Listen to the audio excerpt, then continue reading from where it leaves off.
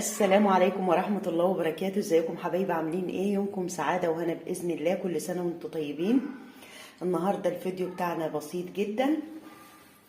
النهاردة هنتعلم ازاي نسيح الزبدة الجمسي بالطريقة المظبوطة.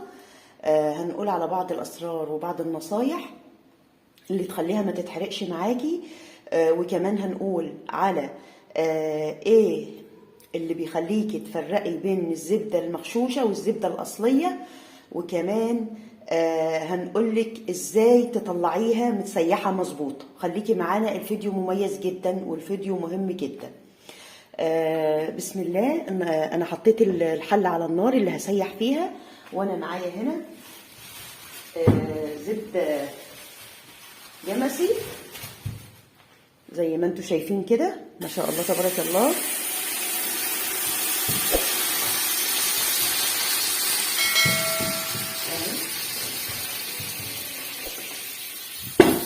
اول حاجه لو انت عايزه تعرفي، ما شاء الله تبارك الله، ما شاء الله، اول حاجه لو انت عايزه تعرفي الزبده المغشوشه من الزبده السليمه، اول ما بتحطها على النار وتبدا تسيح هتطلع رغوه فوق الوش. اما المغشوش دي الاصليه هي اللي هتطلع لك رغوه فوق الوش، رغوه كثيفه تقيله يعني. اما المغشوشه هتبقى مزيته ومش هتطلع رغوه. تمام اهي يا حبايبي، شايفين بدات الرغوه تطلع، وكمان لسه يعني كمان مش ظهرت يعني بكفايه.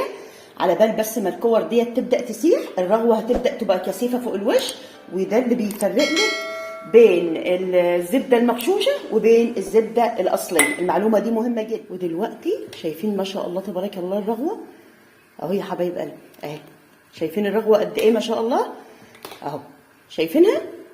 من هنا بقى بدات تفور اهي، هي هتبدا تفور اهي. من هنا بقى افضل اقلب وايدي فيها ما سيبهاش. انا كده اطمنت اللي هي زبده اصليه بسبب الرغوه دي. لو كانت زيتت تبقى مزيته كنت هحس ان هي ايه، مغشوشه كده. ايه اول سر فيه. طيب تاني سر، عشان ما تلسعش معايا وعشان ما تتحرقش وعشان لونها ما يتغيرش عن اللون الطبيعي اللي انا عايزاه في السمنه البلدي بعد ما بتتسيح. طبعا بيبقى لونها ذهبي كده، فاتح جدا.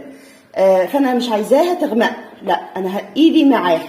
ده بقى هو السبب ان انا هدن افضل اقلب ايدي فيها. وتاني سبب ان هو هيخليها مش تتحرق ان انا هوطي النار بس اول ما تفور. اول ما تفور. خلوا بالكم من التكات والاسرار ديت، بتفرق كتير يا حبايب قلبي. تمام، يبقى سببين هما اللي هيخلوها ما تتحرقش معايا ولونها ما يغيرش معايا. اول حاجه ان انا ايدي فيها اقلب على طول باستمرار، وتاني سبب ان انا اوطي عليها النار تفور وارجع لكم.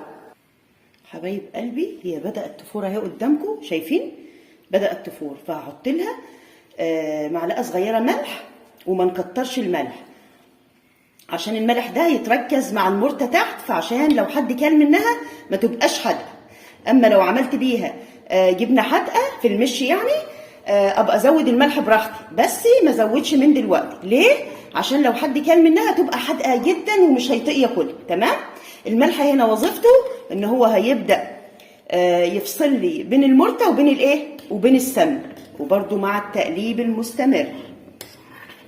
بس هنا عايزه اوريكم بس حاجه.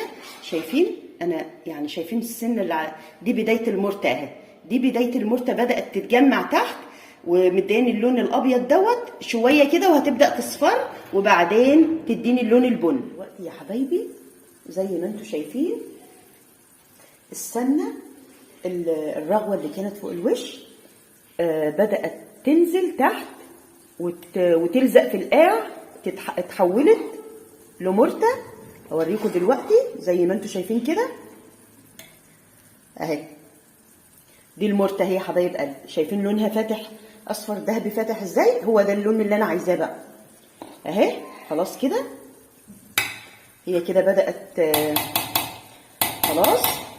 الرغوه اللي كانت فوق الوش البيضه اللي انا وريتها لكم في الاول ما عادتش، خلاص نزلت تحت ورقدت في القاع عشان تتحول لمرته. هي كده بدات تتحول لمرته خلاص. لسه فيه بقايا بسيطه جدا اهي. هفضل معاها على النار. وطبعا انا موطيه النار لحد ما تختفي الرغوه دي.